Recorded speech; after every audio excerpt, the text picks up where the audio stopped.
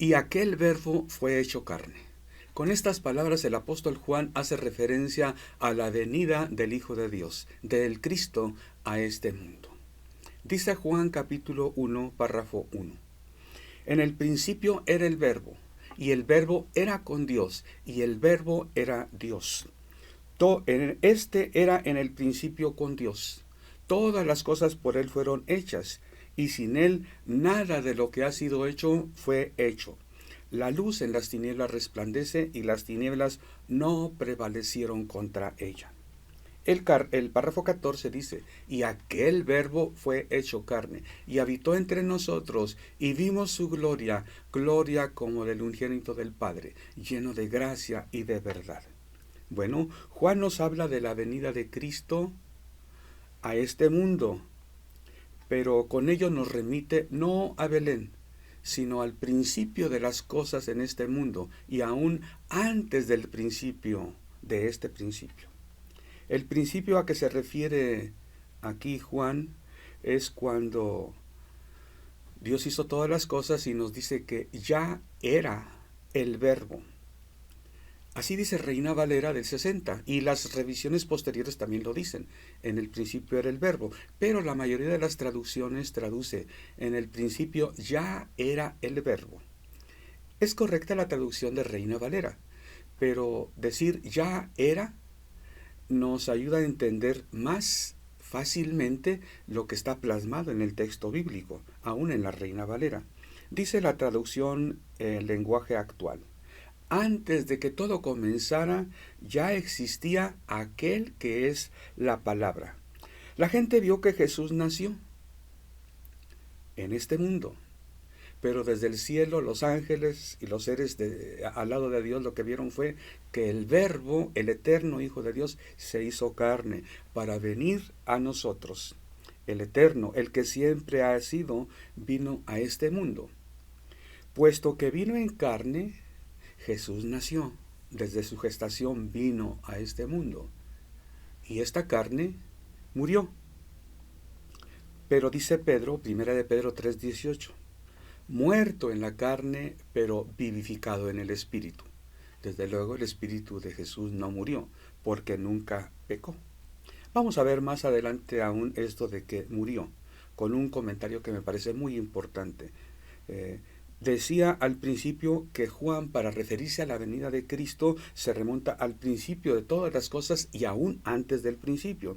Es importante que veamos también, para una comprensión más amplia, lo que nos dice Lucas 2:11 acerca de este mismo acontecimiento. Es el mensaje de los ángeles a los pastores, los cuales comunicaron a José, a María y a los que estuvieron ahí presentes, acerca del nacimiento del Hijo de Dios. Que os ha nacido hoy en la ciudad de David un Salvador, que es Cristo el Señor. Los pastores transmitieron el mensaje recibido de los ángeles. Es que nació Cristo el Señor. No es que nació Jesús, no es que José y María tuvieron un niño, sino que el Cristo, el Señor, el Mesías, el ungido, el prometido por los profetas, vino a este mundo. Lucas dice que Cristo nació. Juan dice que el Logos, el eterno Hijo de Dios, vino a este mundo. La Biblia lo llama el segundo Adán.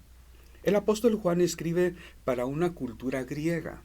Ya para el año 60 de nuestra era, por cada cristiano judío, de origen judío, había 60,000 cristianos de origen griego, es decir, de cultura griega.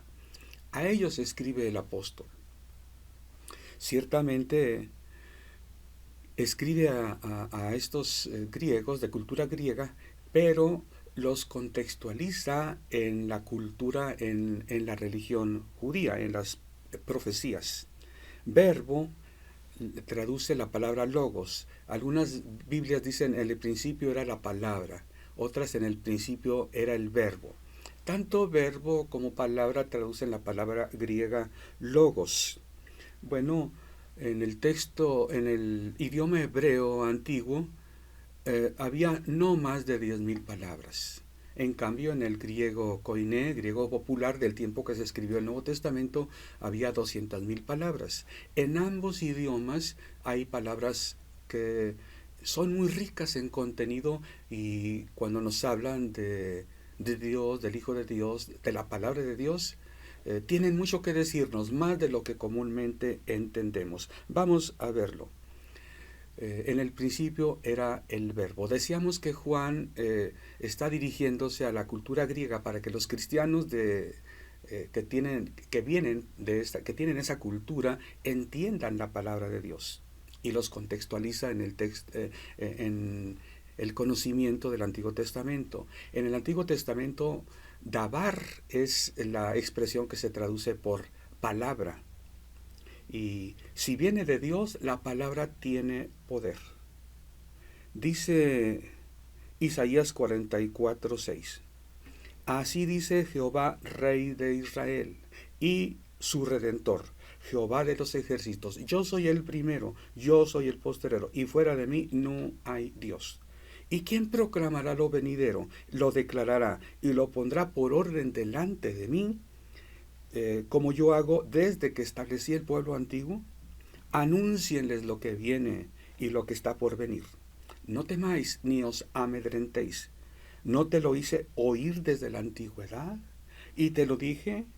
Luego vosotros sois mis testigos. No hay Dios sino yo, no hay fuerte, no conozco ninguno. Y esto lo dice después de hablar contra la idolatría en que se había metido el pueblo de Israel.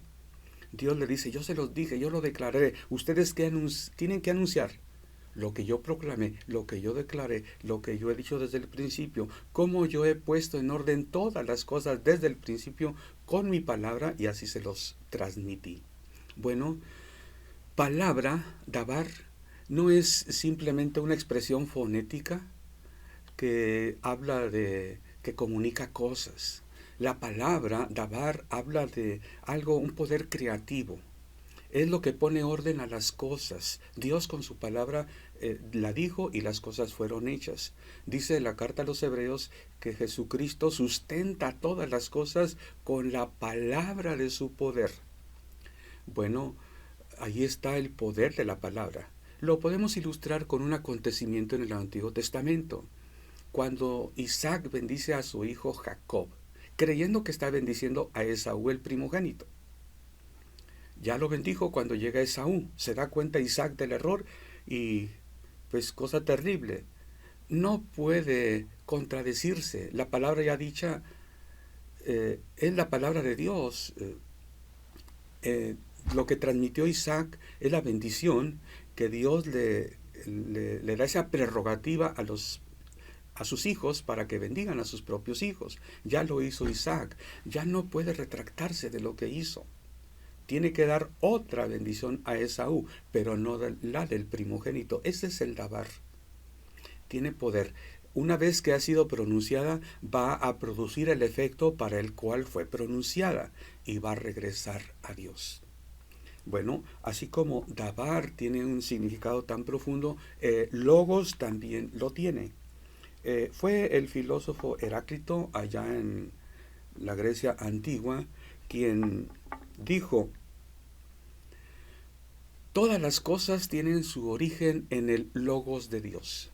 Aunque las cosas fluyen constantemente, cambian, hay algo que las mantiene en orden para que las comprendamos y las vivamos. Eso es el logos de Dios. Aún el logos de Dios nos mueve a las acciones buenas para que amemos. Eso gustó a los estoicos. Adoptaron esta doctrina del logos de Dios, y pronto todo el mundo griego abrazó esta filosofía, el logos de Dios. Bueno, cuando Juan escribe, en el principio era el verbo, está pensando en esto. Es algo que los griegos van a poner atención. Así como cuando Pablo en Corinto habla del Dios no conocido, allá en Atenas, perdón. Bueno, Dios proclama las cosas, las declara, y es a través de su palabra de poder, a través de el logos. Así los ángeles recibieron el mensaje, así lo transmitieron, y El profeta Isaías nos dice de parte de Dios quién va a proclamar, quién va a declarar como yo, quién va a poner por orden como yo, es decir, quién va a transmitir mi palabra, mi lavar al mundo. Creo yo que en relación al nacimiento de Jesús, a los cristianos nos toca hablar lo que Dios dijo de su palabra. Hay muchas cosas alrededor del nacimiento de Jesús. Bueno, el pueblo de Israel siempre tuvo fiestas para celebrar y todas hablaban de Cristo. Pero tenían que hacerlo así como Dios se los establecía en la palabra, porque cada preparativo, cada acción, cada palabra tenía que ver con lo que Dios dijo y mandó. No era simplemente algo, un recordatorio de fiesta, de alegría.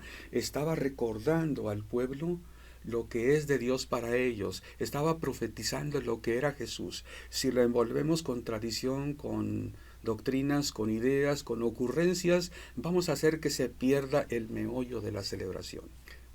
Otra vez Juan 1:14. Y aquel verbo fue hecho carne. Todas las cosas, dice la carta a los hebreos acerca de Jesús, el cual, el verbo hecho carne, el cual, siendo el resplandor de su gloria, de la gloria de Dios, y la imagen misma de su sustancia, y quien sustenta todas las cosas con la palabra de su poder. Esto es el verbo. Todas las cosas por él fueron hechas, lo dice todo la palabra de Dios, Antiguo y Nuevo Testamento.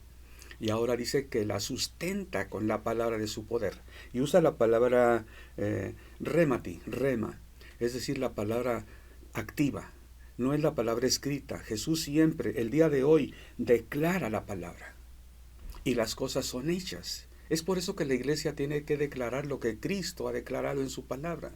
Porque Cristo a través de la iglesia dice, ordena las cosas. Es a lo que nos exhorta el profeta Isaías en el capítulo 44 y pregunta, ¿quién proclamará? ¿Quién declarará? ¿Quién pondrá por orden? Toca a nosotros poner por orden como Dios lo hizo desde el principio. Iglesia, tenemos que despertar, no seguir tradiciones. Ahí está la palabra. La palabra es más que tradición. La doctrina evangélica se sustenta no en tradición, sino en palabra de Dios. No hay nada más sobre la palabra de Dios. Bueno, así el profeta lo dijo, la carta a los hebreos lo repite.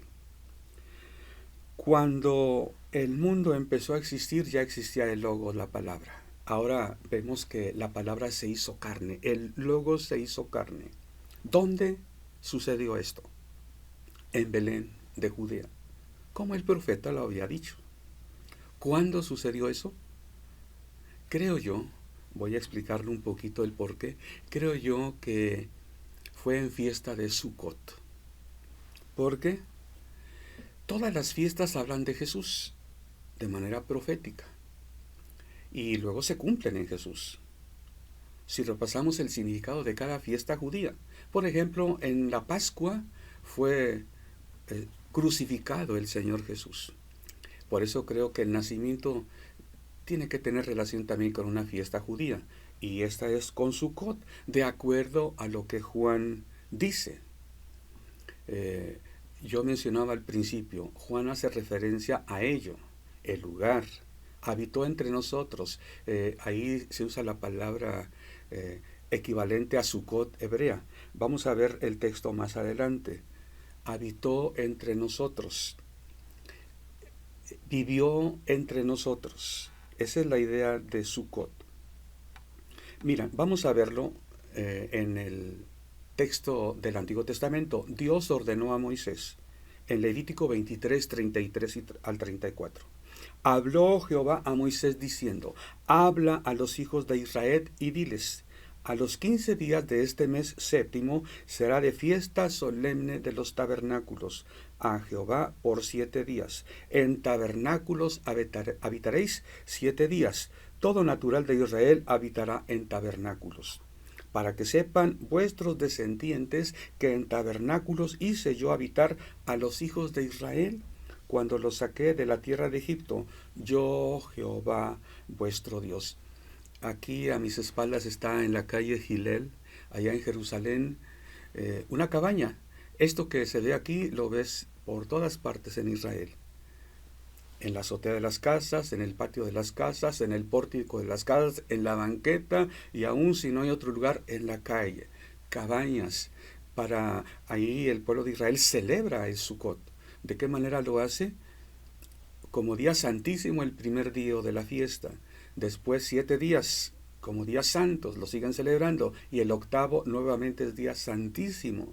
Lo celebraban viviendo ahí en cabañas, conforme al mandamiento que Dios dio a Moisés. Pablo habla de nuestra vida terrenal en estos cuerpos temporales. Dice que son tabernáculos y usa la palabra skenois, que se traduce por tabernáculo. Es una choza, un cobertizo. Es el equivalente a la palabra hebrea sukkot. Es una casa que se va a deshacer. Dice Pablo en 2 a los Corintios 5:1. Porque sabemos que si nuestra morada terrestre, este tabernáculo, se refiere al cuerpo, se deshiciere, tenemos de Dios un edificio, una casa no hecha de manos, eterna en los cielos. Cuando dice esta morada terrestre, usa la palabra oikos, que se traduce por casa. Y cuando dice tabernáculo, usa la palabra skenois, que viene de tabernáculo. Es decir, aquí está nuestro espíritu en este cuerpo. Bueno, tenemos algo más. Un tabernáculo en los cielos, hecho con las manos de Dios, donde vamos a habitar. Temporalmente estamos aquí en esta tierra. Bueno, con mayor razón podemos entender que Cristo vino y nació en un tabernáculo temporal. Es lo que dice Juan 1:14. Aquel verbo fue hecho carne y habitó entre nosotros. Logos sarx egéneto. Logos sarx egéneto. El verbo vino a ser carne. Caí eskenose y habitó entre nosotros. Dice Juan después, y vimos su gloria. A Dios nadie le vio jamás. El Hijo del Hombre nos lo ha dado a conocer. Con razón Jesús dijo a Felipe, quien me ha visto, Felipe, ha visto al Padre. Cristo era el reflejo de la gloria de Dios.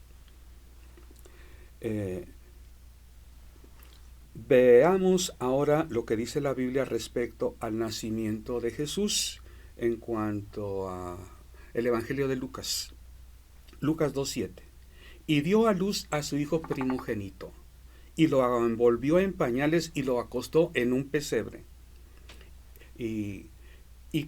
Bueno, la página en Facebook, Teología y Hermenéutica Bíblica, nos comenta que Jesús fue puesto en un pesebre de los que se fabricaban en Belén, que eran de piedra y eran especiales para guardar, proteger a los corderos que estaban destinados al sacrificio. A esos corderos de un año perfectos los envolvían en telas y los ponían en un pesebre.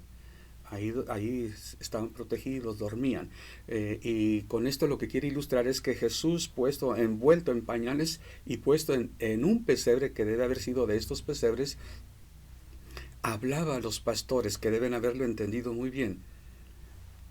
Está destinado para ser el Cordero de Dios. Está puesto como los Corderos de Dios. Los ángeles le dijeron que había nacido el Cristo, el Mesías prometido. Bueno, parece ser que los pastores lo entendieron bien. Aunque quedó ahí, fue transmitido el mensaje, después fue olvidado. Vemos que Jesús fue crucificado, vemos que a Jesús nunca lo vieron como el Hijo de Dios, sino hasta después de su resurrección la predicación apostólica lo ubicó en lo que era. Este Jesús al que ustedes crucificaron, Dios lo ha hecho Señor y Cristo. Muchas personas se preguntan, ¿por qué lo crucificaron?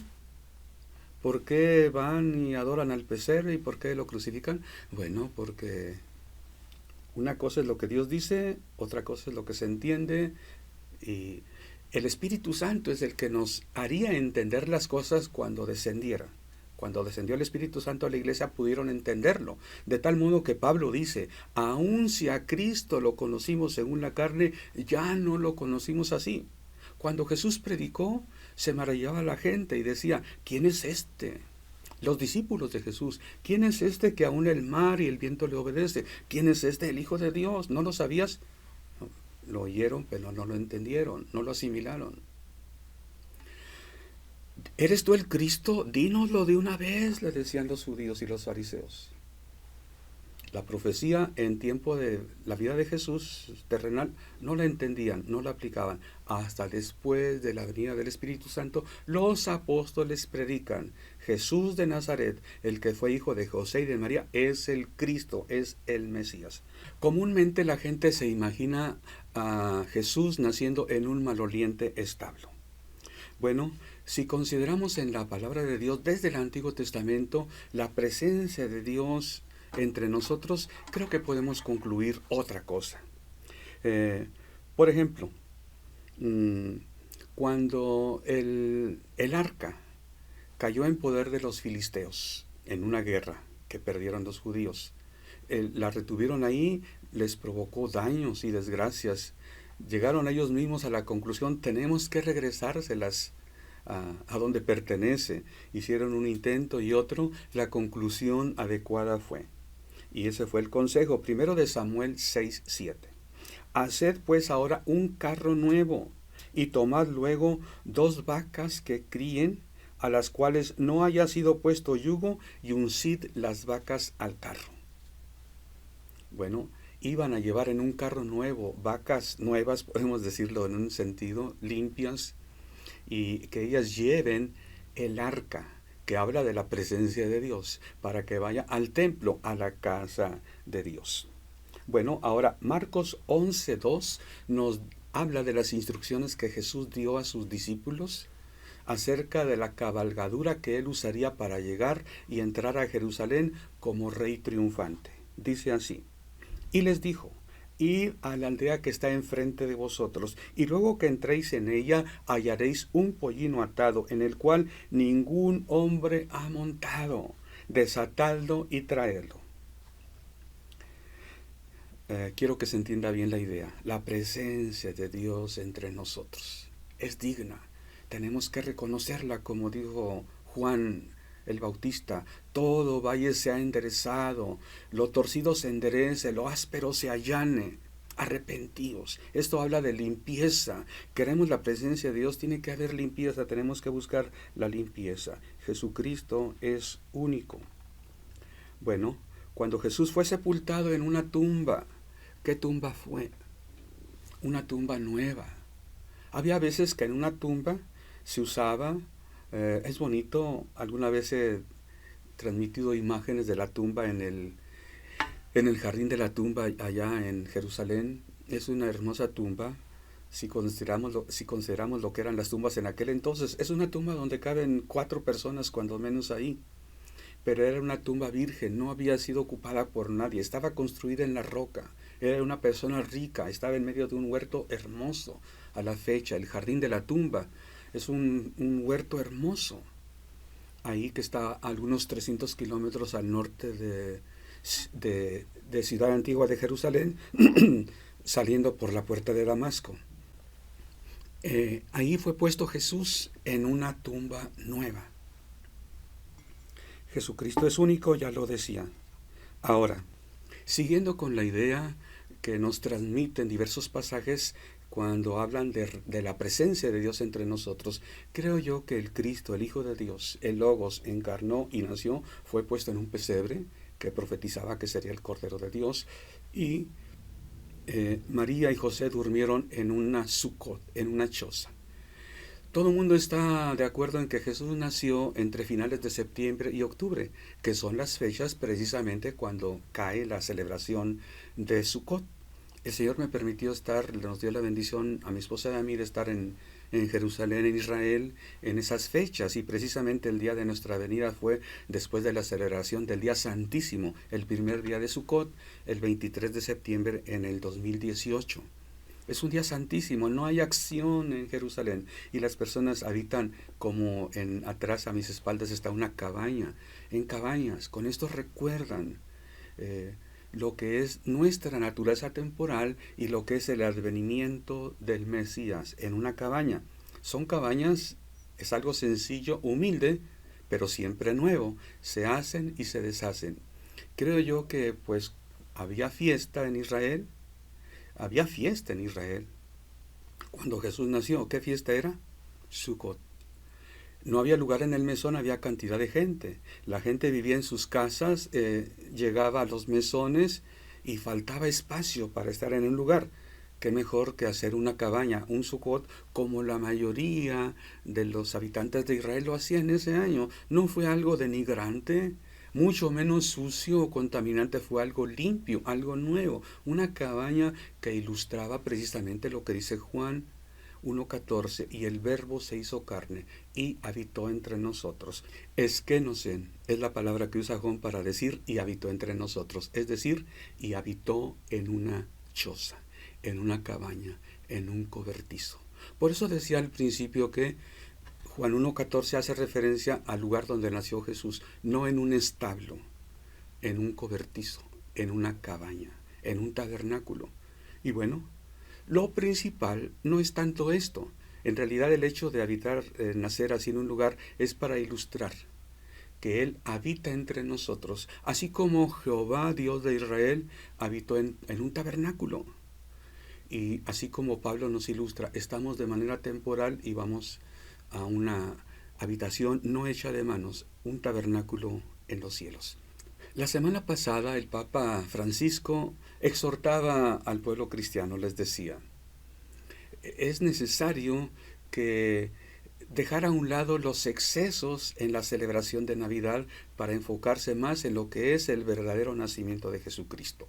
Y me llamaba la atención porque fue otro papa, precisamente, Julio I, allá en el siglo IV, quien viendo el pueblo paganizado y dijo, bueno, ¿cómo vamos a cristianizar al pueblo? Y cristianizó la fiesta al sol invicto. ¿De qué manera? Dijo, en esa fecha nació Jesús, el 25 de diciembre, vamos a celebrarlo. Y desde entonces se celebra esta fiesta. Católicos, protestantes y medio mundo celebra el nacimiento de Jesús en esa fecha, aunque todo el mundo sabe que en esa fecha no nació Jesús, sino en septiembre, octubre. Bueno, creo yo que es tiempo para que los cristianos, como exhorta el profeta Isaías capítulo 44, no os amedrentéis, hay que anunciar a la gente las cosas, dice Dios, como yo he proclamado desde el principio, lo he declarado, lo he puesto por orden. Así nos exhorta. ¿Quién proclamará? ¿Quién hará eso que yo he hecho desde el principio? He hecho las cosas con mi palabra, sustentándola con la palabra de poder. Es tiempo que el cristiano hable la palabra de Dios, no su palabra, no tradiciones. Y si el Papa Francisco lo dice, olvídate de los excesos. He visto que uno y otros contactos de mis contactos en Facebook ha puesto, ¿por qué la gente adora a Jesús en el pesebre y lo crucifica? Bueno, porque el 25 de diciembre no es una fiesta cristiana. Bueno, porque es tradición, porque no hay la concepción de a quién están adorando, tampoco de a quién están crucificando.